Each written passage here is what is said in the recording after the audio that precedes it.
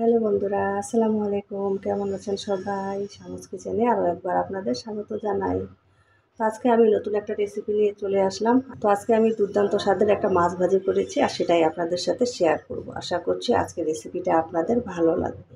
মাছ ভাজার জন্য আমি এখানে 5 পিস রুই মাছ নিয়েছি। তো মাছগুলোকে আমি ভালোভাবে ধুয়ে নিয়েছি।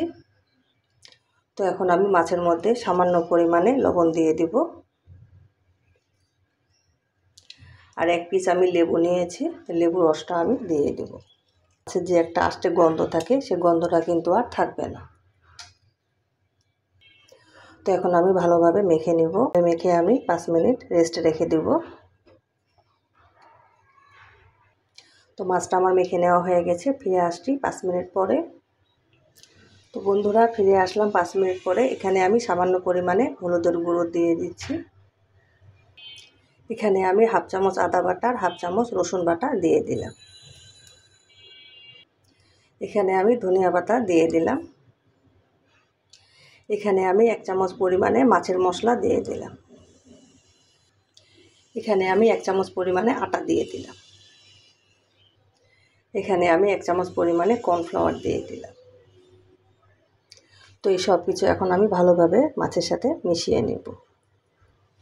এখানে আমি 2 চামচ মতো তেল দিয়ে দেব। তেলটা দিয়ে এখন আমি ভালোভাবে আবারও মাছের সাথে মিশিয়ে নেব। তো আমার কিন্তু মাছের সাথে মিশ্রণটাকে ভালোভাবে মেখে নেওয়া হয়ে গেছে। এটা কিন্তু রেস্টে রাখার কোনো প্রয়োজন নেই, সাথে সাথেই আমরা ভেজে নেব। তো বন্ধুরা মাছ ভাজার জন্য গ্যাসের উপরে আমি প্যান বসিয়ে রেখেছি। তেল আমার গরম হয়ে গেছে, তেল একটু বেশি করেই দিতে হবে। তো আমি এখন মাছ ছেড়ে দিব। বিসমিল্লাহ।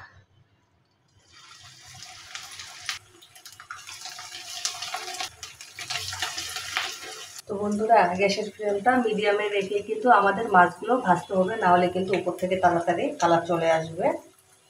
তো বন্ধুরা আমার কিন্তু একপাশে একটা সুন্দর কালার চলে আসছে। তো আমি এখন উল্টিয়ে দিব।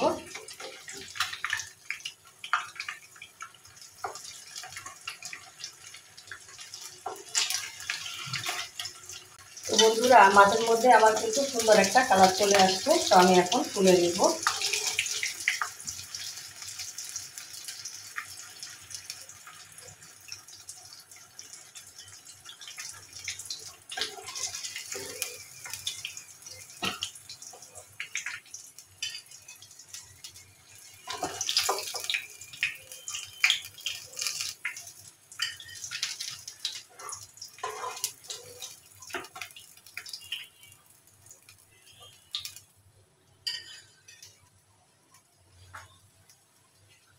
ওই মাছ ভাজা তেলের মধ্যে আমি এখানে মোটা করে কেটে রাখা পেঁয়াজ দিয়ে দিচ্ছি।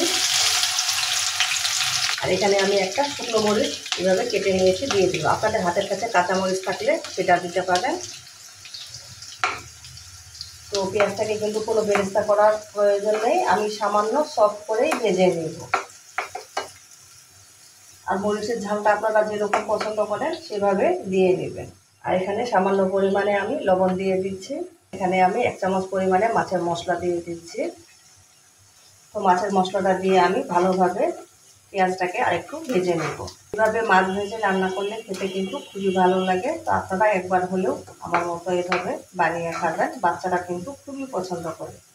আমার কিন্তু পেঁয়াজটা সফট হয়ে গেছে, এর থেকে আমি আর বেশি ভাজবো না।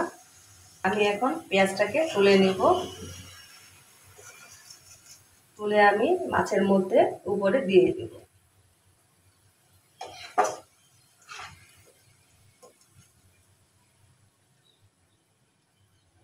তো বন্ধুরা আশা করছি আজকের এই মাছ ভাজার রেসিপিটা আপনাদের ভালো লাগবে। তো আপনাদের ভালো লাগলে কিন্তু আমার সার্থকতা। তো আপনারা একবার হলেও এভাবে বানিয়ে খাবেন, এটা খেতে কিন্তু অনেক মজার হয়ে থাকে। যারা মাছ খেতে পছন্দ করে না এভাবে করে দিলে কিন্তু চেটেপুটে খাবে। আশা করছি আজকের রেসিপিটা আপনাদের ভালো লাগবে। যদি আমার রেসিপিগুলো ভালো লেগে থাকে লাইক দিবেন, কমেন্ট করবেন। আপনাদের সুন্দর একটা কমেন্ট আমাকে উৎসাহ দেয়। এরকম মজার মজার সহজ রেসিপি পেতে আমার চ্যানেলটিকে সাবস্ক্রাইব করে আমার পাশে থাকবেন। সবাই ভালো থাকবেন। আসসালামু আলাইকুম।